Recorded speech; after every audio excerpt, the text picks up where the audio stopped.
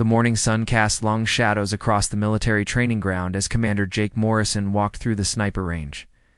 His boots crunched on the gravel as he made his routine inspection of the facilities.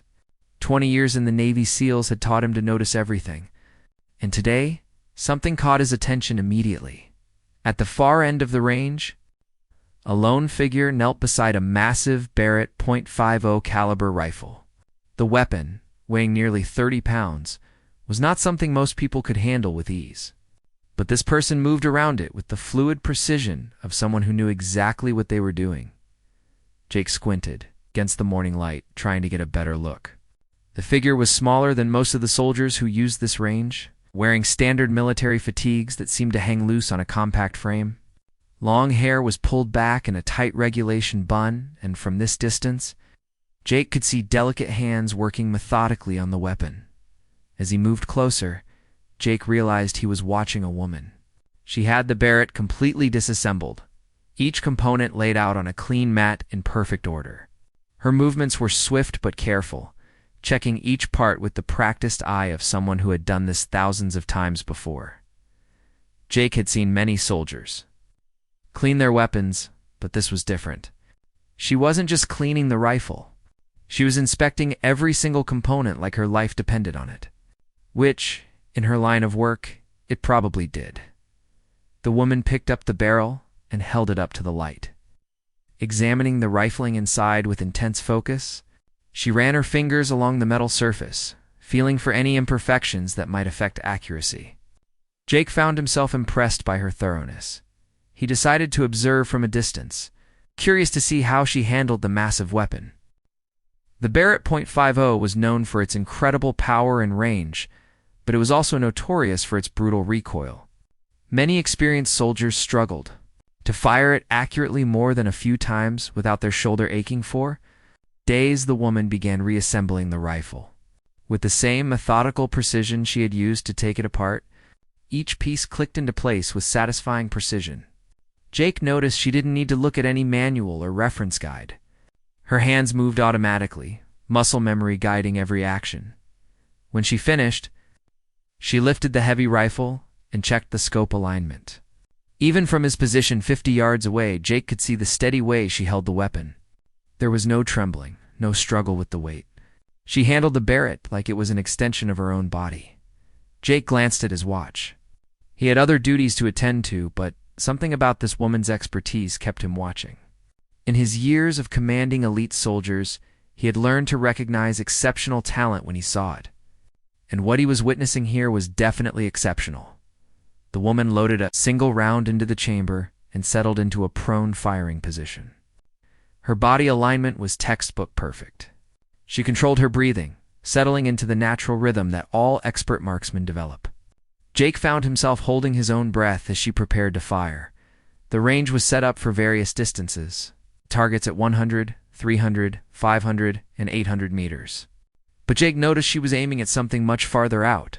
At the very edge of the range, barely visible even with binoculars, stood a target at what must have been well over 1,000 meters. Jake pulled out his own binoculars to get a better look. The target was so far away, it looked like a small dot on the horizon. Even with advanced optics, it would be a challenging shot for most trained snipers. The wind was moderate but shifting, and the morning heat was already beginning to create heat mirages that would distort vision at long range. The woman made minute adjustments to her scope, compensating for wind and distance. She seemed to be calculating factors that most shooters would need a computer to figure out. Jake watched as she settled in once more, her finger resting lightly on the trigger. The shot, when it came, was thunderous.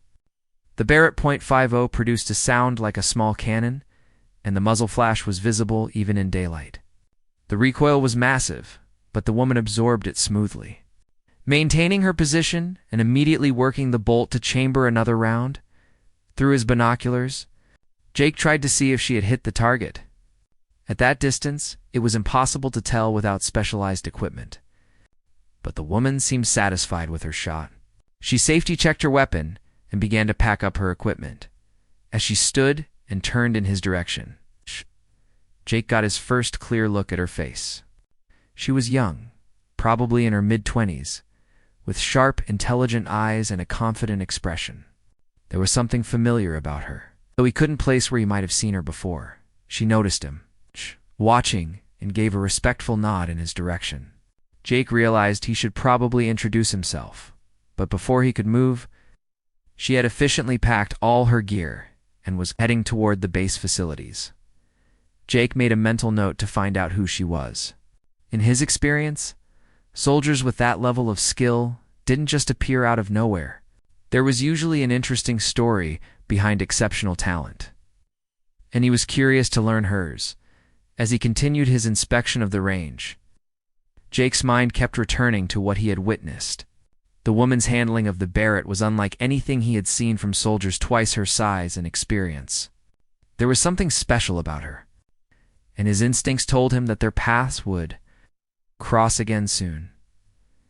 The rest of his morning routine felt routine and mundane compared to those few minutes of watching a master at work. Jake had commanded some of the best soldiers in the world, but he had a feeling he had just witnessed something truly extraordinary. Jake Morrison couldn't shake the image of the woman with the Barrett from his mind as he sat in his office later that morning. He had seen thousands of soldiers over his career, but something about her precision and confidence stood out. He decided to do some investigating. His first call was to Sergeant Major Rodriguez, the man who knew every soldier on the base and their capabilities. If anyone would have information about the mysterious sniper, it would be him. Rodriguez. "I need you to check something for me," Jake said when the sergeant answered. "There was a female soldier on the range this morning with a Barrett.50, exceptional handling of the weapon. Do you know who she might be?" There was a pause on the other end of the line. "Sir, that would probably be Staff Sergeant Alina Vasquez. She's been here about 2 weeks, transferred in from Fort Bragg. Word is, she's some kind of shooting prodigy, but she keeps to herself mostly." Jake wrote down the name. "What's her background?" "What unit was she with?" "That's where it gets interesting, sir. She was with the 75th Ranger Regiment before this. Apparently she holds some kind of record, but the details are classified above my level. I can tell you that her commanding officers spoke very highly of her shooting abilities. The Rangers." That explained a lot. The 75th Ranger Regiment was one of the Army's elite units. They didn't keep soldiers around unless they were exceptional. But why had she been transferred to their base? Is she here for training, or is this a permanent assignment? Jake asked. "Permanent, sir. She's been assigned to our precision marksman program. Apparently, she's going to be helping train our snipers in long-range techniques.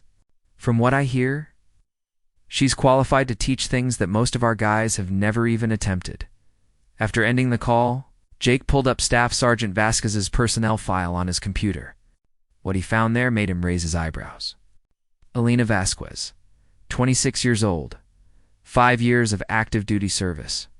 Born in Texas, graduated top of her class from sniper school, multiple commendations for marksmanship. But what really caught his attention was a note in her file. That simply said current record. Holder for longest confirmed kill. Details. Classified. The note was dated just 6 months ago. Jake leaned back in his chair, processing this information. Longest confirmed kill. That was serious business in the sniper community. The current official record was held by a Canadian sniper at 3,540 meters. But Jake knew there were classified records that went even further. His phone rang, interrupting his thoughts. It was Colonel Martinez, his commanding officer. "Morrison, I need to speak with you about our new addition to the Precision Marksman program." "Staff Sergeant Vasquez." "Yes, sir."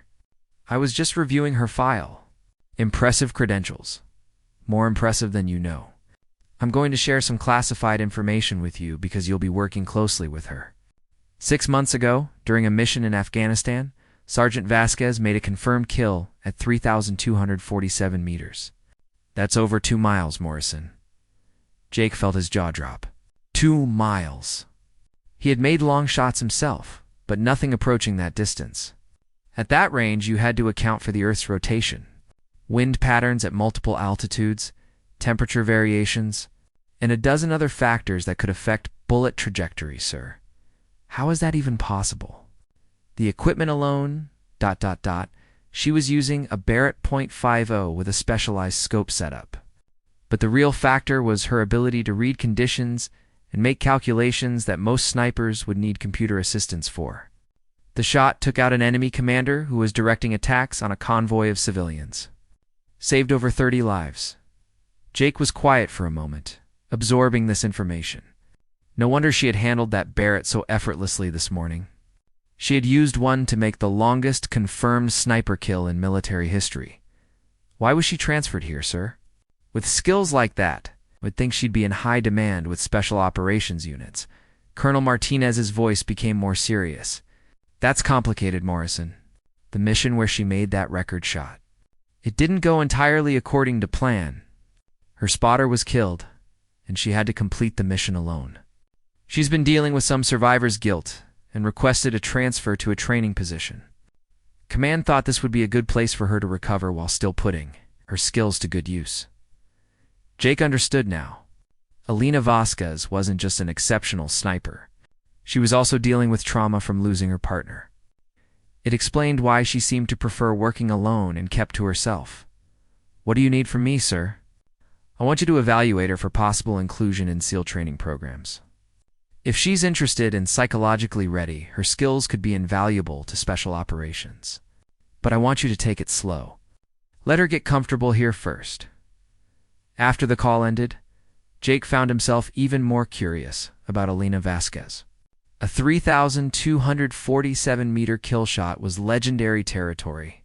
That kind of precision required not just exceptional skill, but also nerves of steel and the ability to perform under extreme pressure.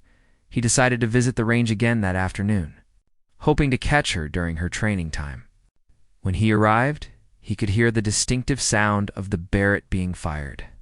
Following the sound, he found Elena at the same position she had been that morning.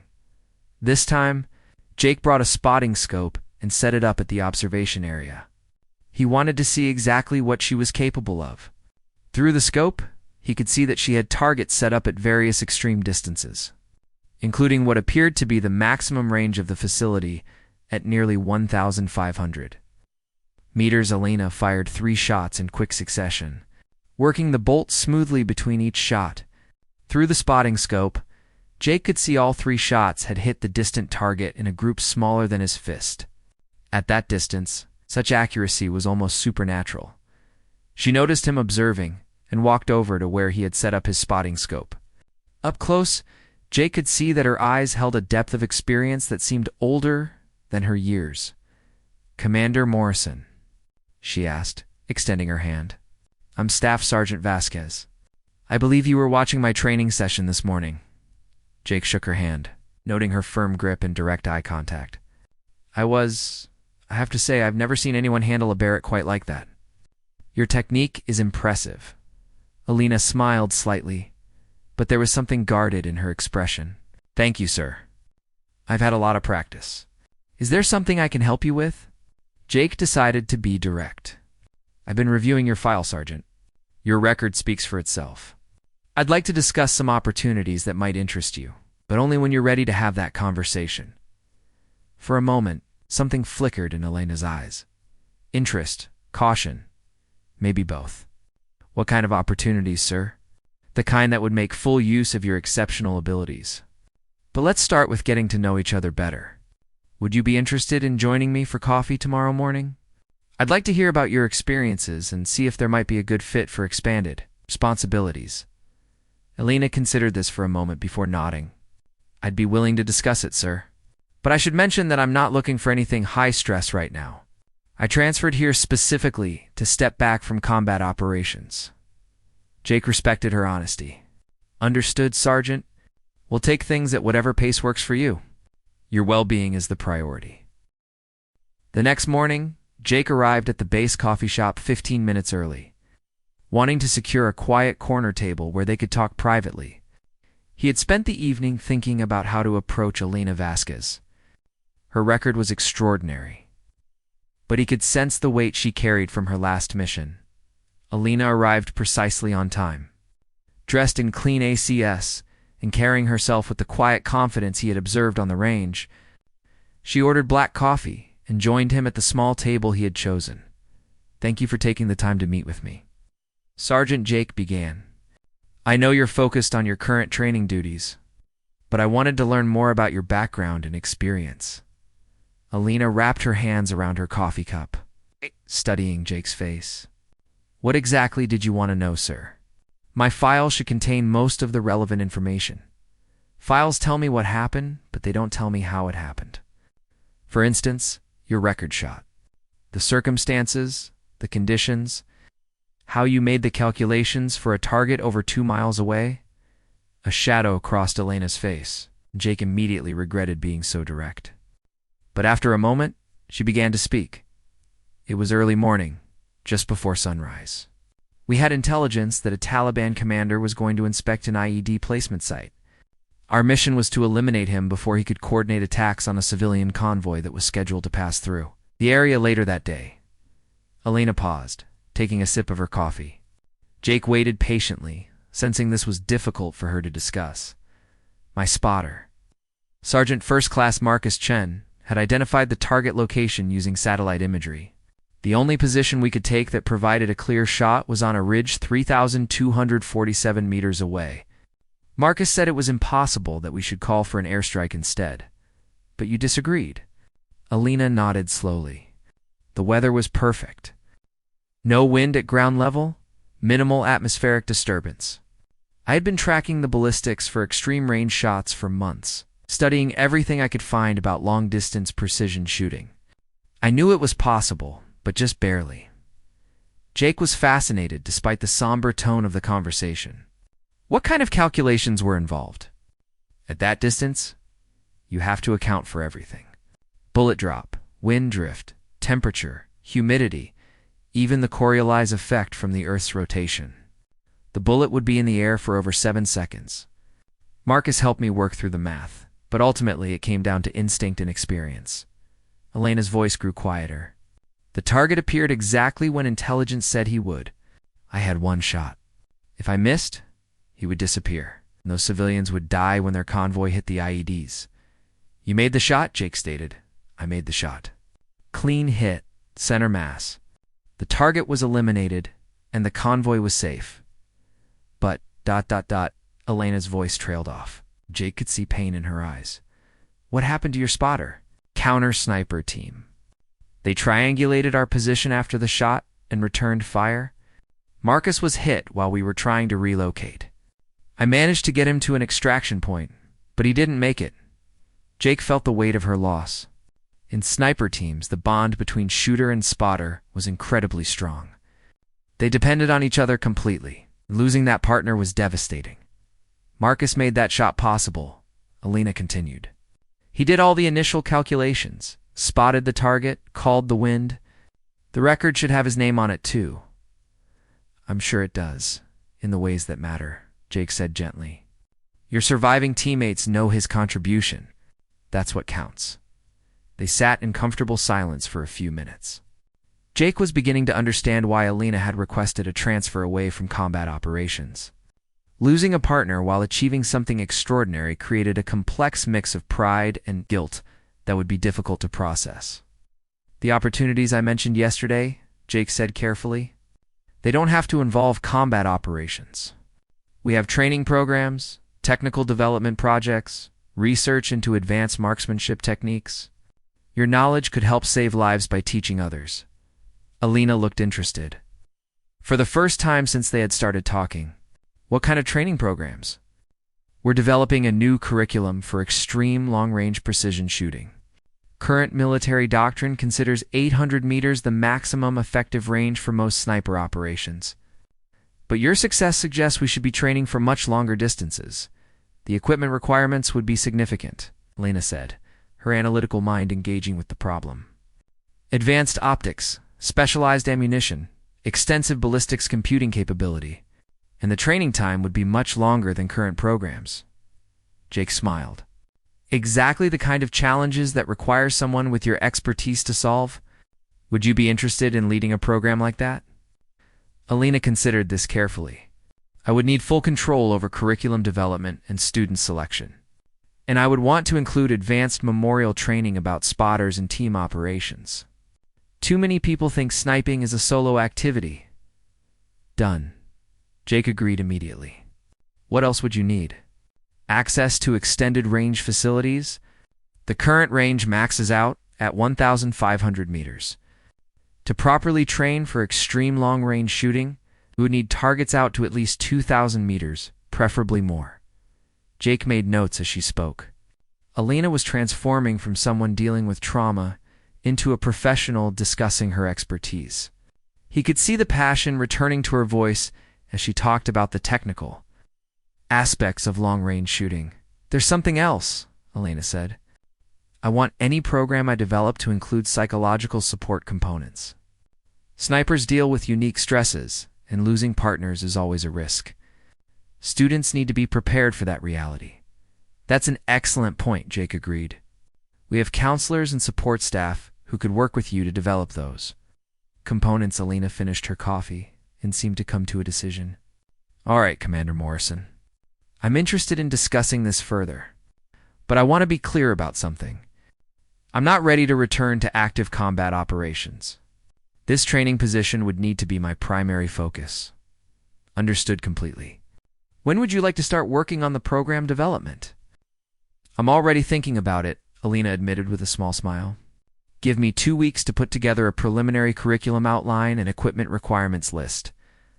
Then we can meet again to discuss specifics. As they stood to leave, Jake extended his hand again. I think this is going to be the beginning of something important, Sergeant Vasquez. Your experience could revolutionize how we approach long-range precision shooting. Alina shook his hand. And for the first time since they had met, her smile seemed genuine and unreserved. I hope so, sir. Marcus always said that knowledge should be shared to save lives. Maybe this is how I can honor that. Walking back across the base, Jake felt optimistic about the conversation. Alina Vasquez was clearly dealing with loss and trauma, but she was also a dedicated professional who wanted to use her knowledge to help others. Her combination of exceptional skill and hard-won wisdom could indeed revolutionize their training programs. More importantly, he could see that focusing on teaching and development might be exactly what Alina needed to process her experiences and move forward. Sometimes the best way to heal from trauma was to find meaning in sharing knowledge with others. The presentation to Colonel Martinez and the Special Operations Command staff was scheduled for Thursday morning in the main briefing room. Jake arrived early to help Alina set up her materials. But she was already there, testing the projector and arranging her presentation notes with military precision. How are you feeling about this? Jake asked as he checked the audio system. Alina adjusted the laptop connection one more time. Nervous, but confident. The program speaks for itself. If they're serious about improving long-range capabilities, they'll see the value in what we're proposing at exactly 0900 hours. Colonel Martinez entered with 3 other officers Jake didn't recognize. The colonel made quick introductions. Major General Patricia Williams from Special Operations Command, Colonel David Chen from Training and Doctrine Command, and Captain Sarah Mitchell from Naval Special Warfare. Jake felt a moment of surprise at the level of attention Alina's program had attracted. Major General Williams was one of the most respected officers in Special Operations, and her presence indicated serious interest from the highest levels of command. Staff Sergeant Vasquez, Colonel Martinez began. I've briefed these officers on your background and your record shot. They're here because we're considering a significant investment in advanced marksmanship training, and your expertise could be central to that effort. Alina stood and moved to the front of the room with calm professionalism. Thank you for your time, sir. I'd like to present a comprehensive approach to extreme long-range precision training that addresses both technical skills and psychological resilience. For the next 45 minutes, Alina walked through her program with impressive clarity and detail. She covered the technical aspects of long-range shooting, the equipment requirements, training progression, and the psychological support components. Jake watched the faces of the senior officers and could see growing interest and approval. Major General Williams asked the first question. Sergeant Vasquez, Your longest confirmed kill was at 3,247 meters. In your assessment, what would be the maximum practical range for combat operations? Alina considered the question carefully. Ma'am, under ideal conditions with perfect equipment, shots out to 4,000 meters are theoretically possible. But combat effectiveness drops significantly beyond 2,500 meters due to environmental variables and target movement. I would recommend training students to be consistently accurate out to 2,000 meters under various conditions. Colonel Chen leaned forward. What's your assessment of current sniper training programs? Where are the gaps? Sir, current programs are excellent for ranges up to 800 meters, but they don't adequately prepare snipers for extreme long-range scenarios or for the psychological challenges of precision shooting under stress. We're also not making full use of advances in ballistics computing and environmental monitoring technology. Captain Mitchell asked about the psychological components. You've included extensive mental health support in your curriculum. Can you explain why that's necessary? Elena's expression grew more serious. Ma'am, snipers deal with unique psychological pressures. They engage targets at distances where they can clearly see their effects, but they're isolated from immediate support. When things go wrong, like losing a spotter, the psychological impact can end careers if not addressed properly. Jake could see Alina drawing on her personal experience without making the presentation about herself. She was translating her trauma into professional insights that could help others. Major General Williams studied the budget projections Alina had provided. These numbers seem reasonable for the capability you're describing. What would be the timeline for seeing operational results? Ma'am, I could have the first experimental class graduated and operational within 12 months. Those graduates would then become instructors for subsequent classes, allowing the program to scale rapidly. Within 3 years, we could have trained cadres in every major command. The questions continued for another 30 minutes, covering everything from safety protocols to international cooperation possibilities. Alina answered each question with confidence and detail, demonstrating it's not just technical knowledge, but strategic thinking about how the program would integrate with broader military objectives. When the formal presentation ended, Major General Williams asked to speak with Alina privately. Jake and the other officers stepped outside while they talked. That was impressive. Colonel Chen said to Jake, "She's obviously thought through every aspect of this program. The psychological support components are particularly innovative." Captain Mitchell nodded in agreement. Naval Special Warfare has been looking for ways to improve our sniper capabilities. This program could be exactly what we need. After 20 minutes, Major General Williams and Alina emerged from the briefing room. The general's expression was pleased but serious. "Gentlemen," she addressed the group, "I'm recommending immediate approval for Staff Sergeant Vasquez's program. We're going to establish it as a joint service training center with students from all branches. Sergeant Vasquez, are you prepared to take on that level of responsibility?" Alina straightened. "Yes, ma'am. I would request permission to hand-select my initial instructor team and to maintain control over curriculum development during the startup." Phase granted. Colonel Martinez, I want construction of the extended range facility to begin immediately. We'll provide funding through Special Operations Command. I want this program operational within 6 months. Jake felt a surge of pride and excitement. Elena's program was not just being approved, it was being fast-tracked and expanded beyond what they had originally envisioned. After the senior officers departed, Lena sat down heavily in one of the briefing room chairs. The professional demeanor she had maintained during the presentation gave way to visible relief and exhaustion. "You did brilliantly," Jake said, sitting across from her. "I've never seen a staff sergeant brief a major general with that level of confidence and expertise." Elena smiled tiredly. "I kept thinking about Marcus during the presentation. He would have loved seeing this program get approved. All those late nights we spent talking about advanced ballistics and training theory, it's finally going to become reality. How does it feel, knowing you're about to lead a program that could change how the military approaches long-range precision shooting?" Elena was quiet for a moment, looking out the window toward the range where Jake had first observed her. It feels like responsibility. There are going to be snipers in combat situations who benefit from this training. Their lives may depend on how well I design and implement this program." Jake understood. 6 months later, Jake walked across the newly constructed extended range facility with a sense of amazement.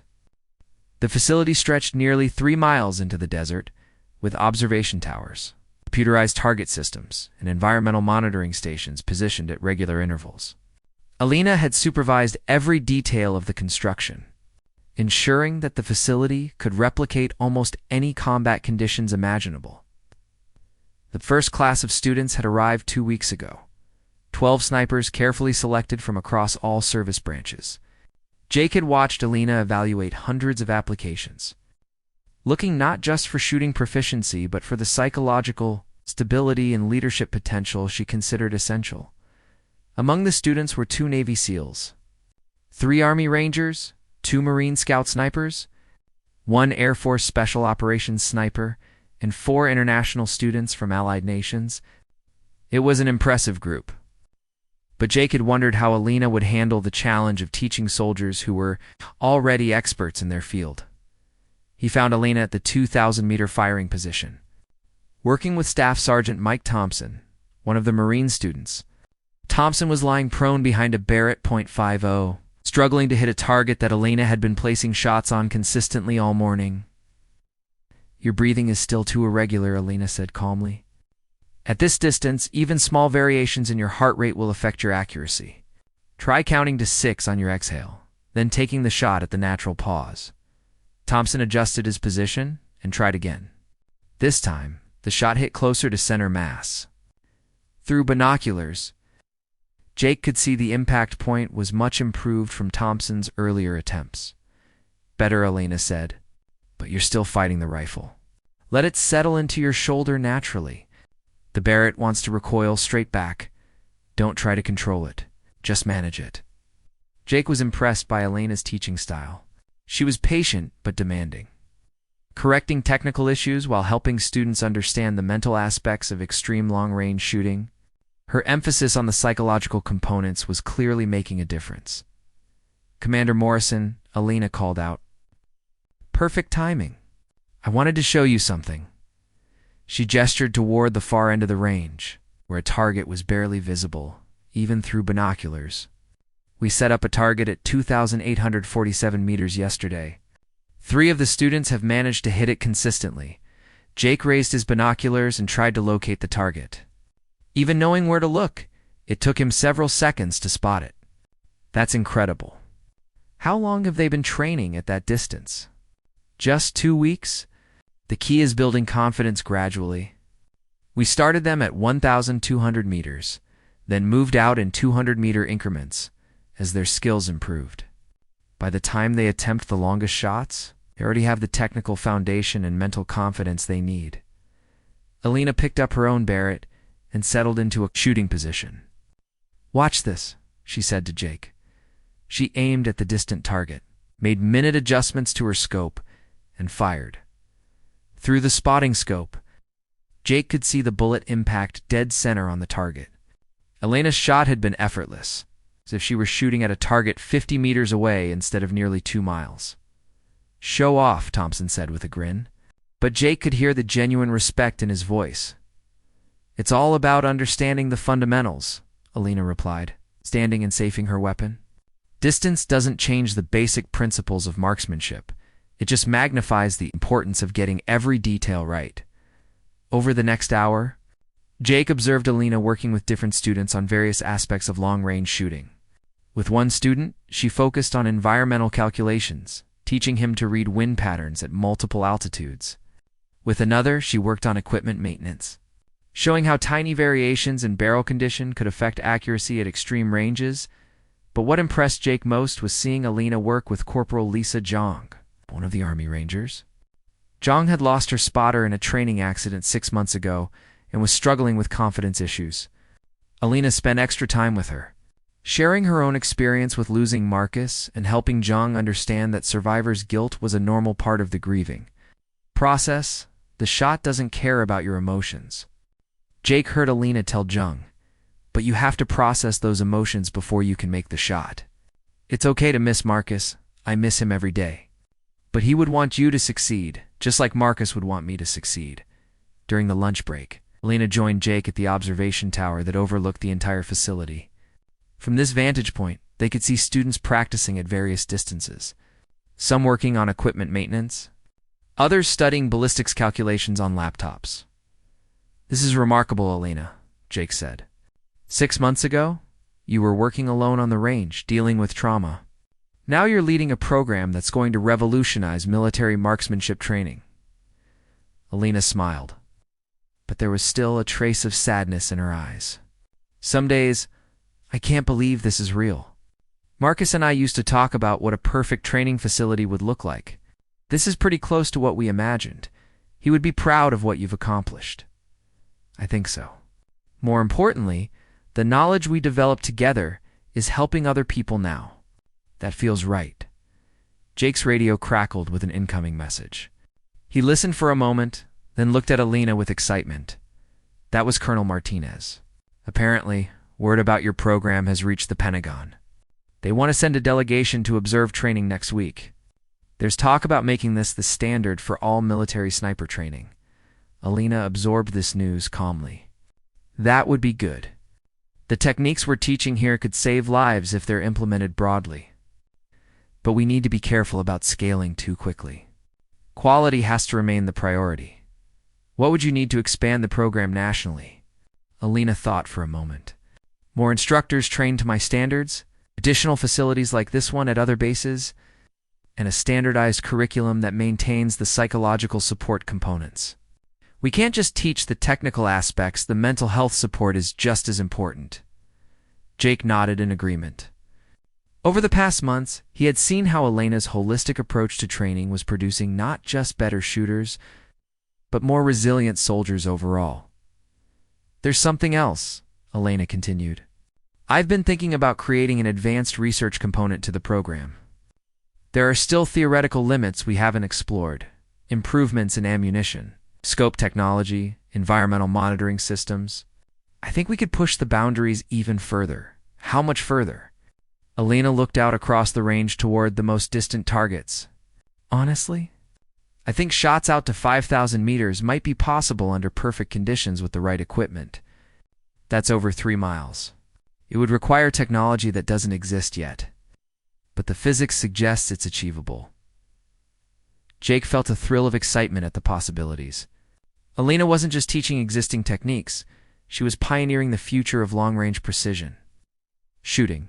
The students trust you completely," Jake observed, watching as several of them sought Alina out for advice during the break. "They can see that you've been where they are and that you understand the challenges they're facing." "Trust is essential for this kind of training," Alina replied. "Students have to be willing to attempt shots that seem impossible. They need to know that their instructor has succeeded at even more difficult challenges." As they headed back down from the observation tower, Alina's radio buzzed with a message from the range safety officer. One of the students had just achieved his first successful hit at 2,500 meters, a new personal record. Alina smiled with genuine pleasure. That's what this is all about. Taking soldiers who are already skilled and helping them discover they're capable of much more than they imagined. Jake watched Alina hurry toward the firing line to congratulate her student, and he realized that she had found her new mission. She was no longer the isolated soldier dealing with trauma that he had observed 6 months ago. She was a leader, teacher, an innovator who was changing how the military approached one of its most challenging specialties. 2 weeks later, Jake sat across from Alina in his office, impressed by the thick folder she had placed on his desk. The document she had prepared was more comprehensive than he had expected, complete with detailed course outlines, equipment specifications, and training progression charts. "This is remarkable work," Sergeant Jake said as he flipped through the pages. "You've thought of everything from basic ballistics theory to advanced environmental calculations. How long did this take you to put together?" Alina shifted slightly in her chair. "I've been working on it every evening since we spoke. To be honest, it felt good to focus on something constructive. I've been thinking about these concepts for years, but never had the opportunity to organize them into a formal program." Jake paused at a page titled Psychological Resilience in Team Dynamics. The section was as detailed as the technical components, covering everything from stress management to grief counseling for snipers who lost their spotters. This section on psychological support, Jake said, pointing to the relevant pages. It's very thorough. You've included protocols for dealing with mission trauma, partner loss, and post-engagement stress. Those are the parts that current training programs don't address adequately, Lena replied. We teach soldiers to shoot accurately and calculate trajectories, but we don't prepare them for what happens after they take a life from 2 miles away, or how to cope when their partner doesn't come home. Jake could hear the personal experience in her voice. You're speaking from experience, Alina nodded. After Marcus died, I realized that all my technical training hadn't prepared me for the emotional reality of losing a team member. I had to figure out how to process that grief while still maintaining my effectiveness as a soldier. It took months, and I had to seek help outside normal military channels. What kind of help? I started seeing a civilian therapist who specialized in military trauma. She helped me understand that survivor's guilt was normal, and that honoring Marcus's memory meant using our shared knowledge to help others, not punishing myself for surviving when he didn't. Jake closed the folder and looked at Alina directly. This program you've designed isn't just about creating better snipers. It's about creating more resilient ones. Exactly. Technical skill without psychological preparation is incomplete training. Students need both components to be truly effective and to maintain their mental health throughout their careers. Jake's phone buzzed with a text message. He glanced at it and saw it was from Colonel Martinez, asking for a status update on the Precision Marksman program discussion. Alina, I need to ask you something important. Are you ready to present this program to higher command?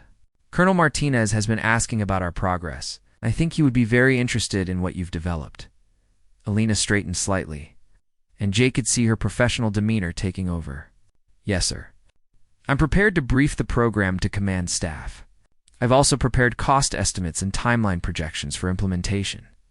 Outstanding. I'm going to set up a meeting with Colonel Martinez and possibly some staff from Special Operations Command. They've been looking for ways to improve long-range precision capabilities, and your program could be exactly what they need. Over the next hour, they went through the program details more thoroughly. Alina had designed a 16-week course that would take experienced snipers through advanced long-range techniques, starting with 1,000-meter shots and building up to attempts at 2,000 meters and beyond. The student selection criteria are interesting, Jake noted. You're requiring not just shooting proficiency, but also psychological stability scores and team leadership experience.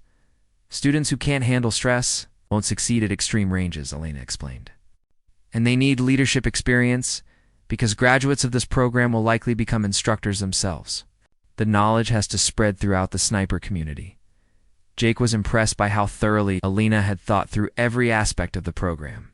She had even included detailed safety protocols for the extended range facility they would need to build, and suggestions for locations on the base where such a facility could be constructed. There's one more thing I want to discuss, Alina said, reaching into her bag and pulling out another document. I've been researching the current record holders for long-range precision shooting, both military and civilian. I think there's an opportunity for this program to push the boundaries of what's considered possible. Jake took the document and saw that Alina had compiled data on every confirmed long-range shot over 2,000 meters in the past 20 years. Her own record was listed, but she had also included shots by Canadian, British, and Australian snipers. The patterns are interesting, Alina continued. Most of these record shots were made under nearly perfect conditions, minimal wind, ideal temperature, perfect visibility. But combat doesn't usually provide perfect conditions. So, you want to train students to make difficult shots under adverse conditions? Exactly. If we can teach snipers to make accurate shots at 1,500 meters in high wind or poor visibility, they'll be much more effective in real combat situations than someone who can only make perfect shots under ideal conditions. Jake found himself getting excited about the possibilities. Elena's approach was revolutionary instead of just extending range. She was focusing on practical effectiveness under realistic conditions. How would you test students under adverse conditions? Elena smiled, and Jake could see her passion for the subject. Weather simulation, night shooting with limited visibility, targets that appear and disappear quickly. Scenarios where students have to account for multiple environmental factors simultaneously. We make the training harder than combat so that combat situations feel manageable. That's brilliant, Jake said. You're not just teaching them to shoot far. You're teaching them to shoot effectively under any circumstances. That was Marcus's philosophy, Elena said quietly. He always said that the best snipers weren't necessarily the ones who could make the longest shots, but the ones who could consistently make the shots that mattered. Regardless of conditions, Jake could see how developing this program was helping Elena process her grief while channeling her expertise into something productive. She was honoring her partner's memory by ensuring that future snipers would be better prepared than they had been. Elena, want to move forward with this immediately. I'm going to schedule a presentation with Colonel Martinez for next week. Are you prepared to request the resources you'll need? Yes, sir. I have budget estimates, personnel requirements, and a timeline for facility construction.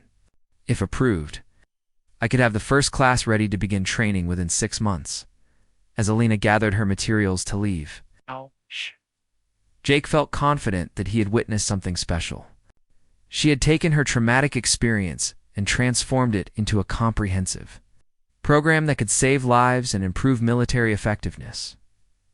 One last question, Jake said as Elena reached the door. Are you planning to be the primary instructor for this program? Elena paused, considering her answer carefully. Initially, yes. I think I need to be hands-on to ensure the program develops correctly. But my ultimate goal is to train a cadre of instructors who can spread this knowledge throughout the military. The program shouldn't depend on any single person. Jake nodded approvingly. Even in designing her own role, Elena was thinking about sustainability and broader impact. She truly understood that her knowledge was too valuable to keep to herself. 1 year after Jake first observed Elena maintaining her Barrett.50, he stood in the Pentagon briefing room, watching her present the program's results to the Joint Chiefs of Staff. The transformation was complete. The quiet, trauma-affected soldier he had met had become one of the military's leading experts on advanced marksmanship training. The statistics Elena presented were impressive. The first graduating class had achieved a 95% success rate on targets at 2,000 meters, with several students consistently hitting targets beyond 2,500 meters. More importantly, psychological evaluation showed significant improvements in stress management and resilience among program graduates. The program has exceeded all initial projections. Elena explained to the assembled generals and admirals, "We've trained 63 advanced marksmen from all service branches. They're now serving as instructors at bases worldwide. The knowledge is spreading exactly as we planned." General Patricia Williams, who had approved the original program, asked about combat effectiveness. "Sergeant Major Vasquez," she said, noting Elena's recent promotion, "have any of your graduates been deployed in combat situations?" Elena's expression grew serious. "Yes, ma'am. 12 graduates have been deployed to active combat zones. 3 have made confirmed kills at ranges exceeding 1,800 meters, including one at 2,156 meters that prevented an ambush on a convoy. The psychological preparation components proved just as valuable as the technical training." Jake felt proud listening to Elena's confident presentation. She had not only created an exceptional training program, but it also emerged as a military leader whose expertise was recognized at the highest levels. The questioning continued for an hour, covering program expansion, budget requirements, and integration with allied military forces. Elena answered each question with the same calm professionalism Jake had observed throughout her development as an instructor and leader. When the formal presentation ended, Elena was invited to join the Joint Chiefs for a private discussion about future directions for the program. Jake waited outside, reflecting on the remarkable journey he had witnessed over the past year. His phone buzzed with a text message from Sergeant Major Rodriguez. "Did you see the news? Alina made the cover of Military Times. Article says she's revolutionizing sniper training." Jake smiled, remembering the morning he had first watched Elena working alone with her Barrett. He had sensed then that she was exceptional, but even he hadn't anticipated the full scope of what she would accomplish. An hour later, Alina emerged from the meeting room looking both excited and slightly overwhelmed. "They approved everything," she told Jake as they walked through the Pentagon corridors. "Full national implementation, international training exchanges, and a research and development budget for next-generation equipment. How do you feel about leading a program that size?" Alina paused at a window overlooking the Potomac River. "Honored, but also aware of the responsibility. There are going to be thousands of soldiers whose lives may depend on the training we provide. That's not something I take lightly." Jake understood her feelings. Alina had always been driven by a desire to honor her fallen spotters. Memory by ensuring others were better prepared than they had been. Now she had the opportunity to impact military training on a national scale. "What's next for you personally?" Jake asked as they reached the building exit. "I'm being assigned to lead the new National Center for Advanced Marksmanship. At Fort Bragg, it will be a joint service facility, training instructors who will take the program to bases worldwide. I'll also be continuing the research work. We're close to some breakthroughs that could extend effective range even further." Jake wasn't surprised by the assignment. Alina had proven herself not just as a marksman, but as an innovative leader and teacher. The military was making full use of her talents. "There's something else," Alina continued as they walked toward their transportation. "I've been asked to write a manual on extreme long-range marksmanship. It would be the definitive text on the subject, covering everything from basic ballistics to psychological preparation. That's a significant honor. Your name would be associated with this field permanently." Alina smiled. "Marcus's name will be associated with it too. He's being listed as co-author. The manual will be dedicated to all the spotters and team members who make precision shooting possible." Jake was moved by Elena's continued dedication to honoring her fallen partner. She had found a way to transform her grief into something that would benefit countless soldiers for generations to come. As they drove back to the base, Jake reflected on the extraordinary sequence of events that had begun with his casual observation of a soldier maintaining her weapon. Elena's journey from trauma survivor to national leader had been remarkable, but more importantly, her innovations were saving lives and advancing military capabilities. "Do you ever think about that morning when I first watched you on the range?" Jake asked. Alina looked thoughtful. "Often, I was in a dark place then, working through grief and trying to figure out how to move forward. I never imagined that maintaining my connection to shooting would lead to all this." "What would you tell soldiers who are going through similar experiences?" "That trauma doesn't have to define you, but it can inform your purpose. My loss taught me things about resilience and the importance of teamwork that I never could have learned otherwise. Those lessons became central to the training program." Jake admired how Alina had transformed her personal experience into professional wisdom. She had taken the worst experience of her military career and used it as the foundation for her greatest contribution to the service. "The record you set minus 3,247 meters, is that still your longest confirmed shot?" Alina smiled mysteriously. "Officially, yes. Unofficially, we've been doing some testing at the new facility that might interest you. Under perfect conditions with experimental equipment, we've achieved accuracy out to 3,800 meters. Jake whistled softly. "That's over 2 miles, 2.25 miles actually. But those shots were under laboratory conditions with custom ammunition and prototype scopes. Combat effectiveness at that range would be extremely limited. Still, it shows what's theoretically possible." As they arrived back at the base, Jake realized that Elena's story was far from over. She was continuing to push the boundaries of what was possible while training others to achieve levels of precision that had previously been unimaginable. "Elena," Jake said as they prepared to part ways, "I want you to know that watching your development over this past year has been one of the most impressive. Things I've witnessed in my military career. You've turned personal tragedy into professional triumph. Elena's expression grew serious. Thank you, Jake.